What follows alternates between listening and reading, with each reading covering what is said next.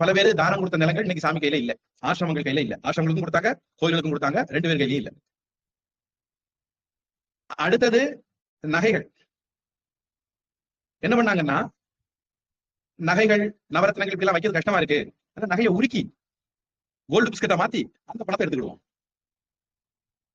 அதாவது நகையா இருந்தா உங்க பூட்டங்காலத்துல 50 ரூபா, உங்க அப்பங்காலத்துல 500 ரூபா, உங்க காலத்துல 50,000 ரூபா, உங்க மக காலத்துல 5 லட்சம் ரூபா, உங்க பேர காலத்துல 5 கோடி ரூபாயா இருக்கும். இதுவே பணமா இருந்தா உங்க தாத்தா உரிக்கு 50 ரூபா வச்சிருந்தா இன்னைக்கு 50 ரூபா தான். சொல்ல போனா டிப்ரிசியேஷன் சொல்லுவாங்க, பண மதிப்பு இழப்பு நடந்திருக்கும். அன்னைக்குள்ள 50 ரூபாய்க்கு மதிப்பு வேற, இன்னைக்குள்ள 50 ரூபாய்க்கு மதிப்பு வேற. அன்னைக்கு 50 ரூபாயில ஒரு கல்யாணத்தை நடத்தி போடலாம், இன்னைக்கு 50 ரூபாயில ஒரு சாக்லேட் தான் வாங்க முடியும்.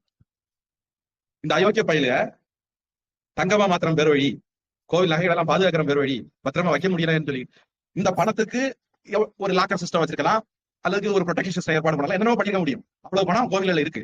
அதை பண்றதுக்கு பதிலா நாங்க உருக்கி ஸ்டோர் பண்றோம், ரிசர்வ் பேங்க்ல கொடுக்குவோம் சொல்லிட்டு ஃப்ராடு பண்ணி கோவில் பணத்தை எல்லாம் மாத்திருக்காங்க. நீங்க இப்ப ஸ்டாக் எடுத்தீங்கன்னு வச்சுக்கோங்க, ஆடிட்டிங் பண்றீங்கன்னு வச்சுக்கோங்க, ஒரு குழப்படி இல்ல, எல்லாம் பக்காவா இருக்கும். ஆனா பகவானுக்கு கொடுக்கப்பட்ட பணம் காணாம போயிடும். லேண்ட் வேல்யூ ஆனாலும் சரி, தங்க வேல்யூ ஆனாலும் சரி, நகை நட்டுகள் வேல்யூ எல்லாம் குறைஞ்சிருக்கும். ஆனா ரெஜிஸ்டர் பார்த்தா எல்லாம் கரெக்டா இருக்கும். இவ்வளவு கிலோ தங்கம் எடுத்தோம், இவ்வளவு உரிக்கி கொடுத்தோம், இவ்வளவு பணம் வாங்கினோம், அக்கௌண்ட் எல்லாம் கரெக்டா இருக்கு. ஆனா ஊழல் நடந்தது. இந்த மாதிரி ஊழல் எல்லாம் நடக்கப்படாது. நடந்தா அவன் ஆள்றதுக்கே லாயக்கு இல்ல அப்படிங்கிறது நமக்கு இந்த ஒரு வரியில தெரியுது. சாணக்கியர் காலத்துல இதுல எல்லாம் ரொம்ப கவனமா இருந்திருக்காங்க அப்படின்னு. ஜாதி